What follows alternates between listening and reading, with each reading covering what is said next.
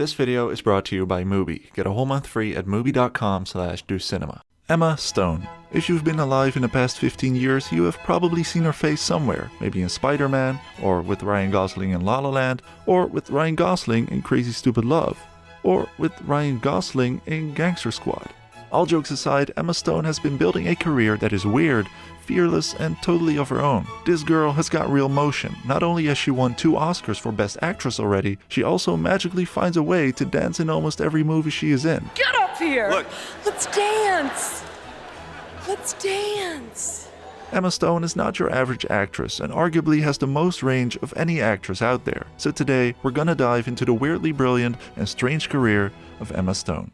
Emily Jean Stone was born on November 6th of 1988 in Arizona. When she was only 14, she built a PowerPoint presentation to convince her parents to let her move to Los Angeles to pursue acting. She titled the presentation Project Hollywood.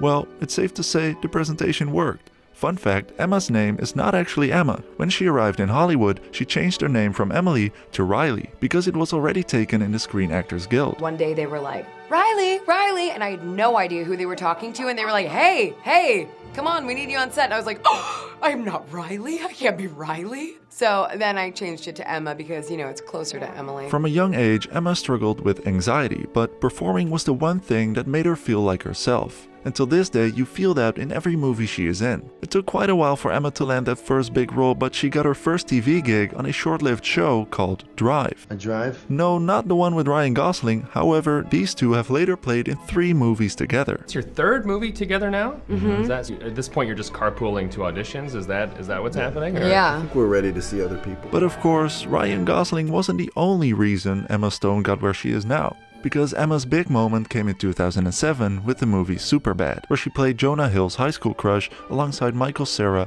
and McLovin. My older brother always says the nastiest shit. He called me Hyman until I was 12. This role didn't just put her on the map, it actually carved out her type, because Emma Stone was playing the effortlessly cool schoolgirl who's goofy, bright, and quite funny. And the beauty is that she seems drunk when she's sober anyway.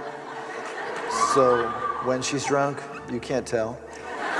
Her casting director even told her to dye her hair red to get more roles, because apparently there were not many redheads in Hollywood at the time and they were in demand. And it worked, because it was her first lead role, and the moment everyone realized she is more than just a sidekick. She actually is the movie. You scratch our backs, we'll scratch yours. Well, Jules, the funny thing about my back is that it's located on my... It wasn't a massive role, but her comedic energy stood out right away, which led to more comedies like Zombieland, and a few years later, the movie that made her a leading lady, Easy A. Easy A is one of those movies where I would love to give you some deep, insightful analysis on why this high school movie targeted to teenage girls was insanely good, but as a straight guy, I have no business in watching this movie, so I leave that to my female audience in the comments. What I am entitled to speak on, however, is what happened after this movie, the Ryan Gosling era. Suddenly, after this movie, everyone knew who Emma Stone was. She could do sarcastic, charming, and sharp-witted roles and do them better than anyone else. In 2011, these two starred together for the first time in Crazy Stupid Love, a movie that is absolutely hilarious if I say so myself. Seriously? It's like you're photoshopped. Emma plays a woman who teaches our overconfident womanizer Ryan Gosling what real love actually means. Can I buy you a drink? No. You say no a lot, don't you? No. The ending of this movie is absolutely genius, and I highly recommend everyone checking this one out. Then in 2013, they starred together in Gangster Squad, a neo-noir gangster movie where Emma plays a femme fatale seducing Ryan Gosling, who plays a hardened detective. Maybe not the greatest movie, but you can give me a crime movie with these two at any day of the week. What's your racket, handsome? Mostly I just like to play games. What kind of games? I like to play post office. It's a kid's game. Not the way I play it. And then, the movie that topped the trilogy in 2016, La La Land. This is the 3rd time you've been forced into a romantic role with Ryan Gosling. I think you should perhaps complain to your union. Oh, I have. Many times. Seems that no one's listening. La La Land is the movie where Emma Stone became Emma Stone. She plays Mia, an aspiring actress trying to survive in Hollywood. At first, I wasn't really sure about it being a musical, and I'm still not the biggest fan of them, but this movie proved me different. Emma and Ryan both bring some sort of vulnerability to the role that really hits deep. Not only is it a story about two young people trying to make it in Hollywood after many auditions and rejections, which at the start of their careers was a reality for both Emma and Ryan, but it's also a very realistic love story about two people who seem destined for each other but grow apart due to their different future goals. I'm gonna go home for a while. I'll come see you tomorrow. No, I'm going home. This is home. No, it's not anymore. Not only did the movie win 6 Oscars, it's also the movie that solidified Emma Stone as a serious actress after many quote-unquote unserious roles. And so, she got her first Oscar for Best Actress. Emma Stone, La La Land. This is the first Oscar and second nomination for Emma Stone. This is also the only time in history where they accidentally gave out the Oscar for Best Picture to the wrong movie. So technically Emma Stone won 2 Oscars for a few minutes. Even if you're not into musicals like me, I highly recommend watching this movie. You can give me a musical with Ryan Gosling and Emma Stone at any time. Anytime, anywhere. Somewhere between all of this, Emma Stone also played Gwen Stacy in The Amazing Spider-Man, alongside Andrew Garfield. She wasn't just a love interest in a movie, they dated in real life for a few years. Her version of Gwen gave the franchise real heart, and when that final scene happened in part 2, let's just say, I felt that. Emma has never been one to play it safe. Besides her rom-com movies and blockbusters, she has also been starring in some very interesting art house movies like Birdman. In this chaotic one-shot movie, Emma plays the daughter of a washed-up actor, and in one single monologue, she decides to tear him to shreds. Things are happening in a place that you ignore. A place that, by the way, has already forgotten about you. I mean, who the f*** are you? You hate bloggers, you mock Twitter, you don't even have a Facebook page. Whoa, calm down, Jamal.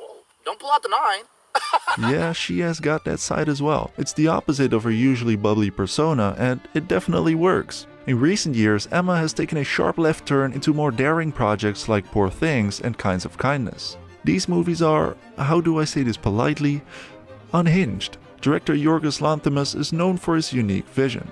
In Poor Things, Emma Stone kinda plays a female version of Frankenstein, a woman who is reborn with the brain of a child and slowly grows into an adult.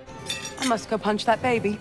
And in Kinds of Kindness, she plays 3 different characters in one movie alongside Willem Dafoe. And you know what they say, when you're starring with Willem Dafoe in an art house movie, you know it's finna go down. Something not quite right with him, but I always hope that maybe... Bottom line is, Emma Stone has become the go-to actor for strange, brilliant and unpredictable cinema. She's not here to play it safe, and it pays off because she won her second Oscar in 2024 for Poor Things.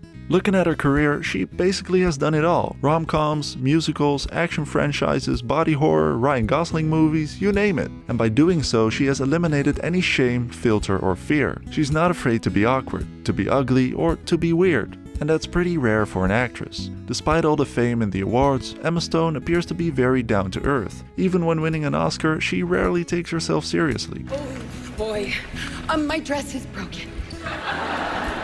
I think it happened during I'm Just Ken. And I think that's what makes her performances so magnetic.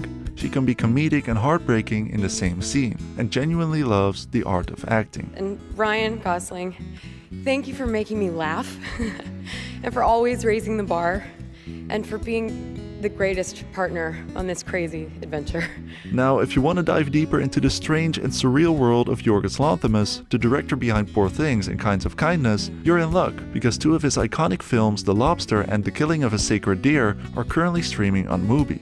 Not only in my country, the Netherlands, but in many other countries. Mubi is a curated streaming service dedicated to elevating great cinema from all around the globe. From iconic directors to emerging auteurs, there's always something new to discover. And the best thing is that they are all carefully handpicked by Mubi curators, allowing you to discover the best cinema at your fingertips, streaming anytime, anywhere. We work anytime, anywhere. We work Jewish holidays? Anytime, anywhere. You can try Mubi free for 30 days at mubi.com/docinema. That's mubi.com/docinema for an entire month of great cinema for free.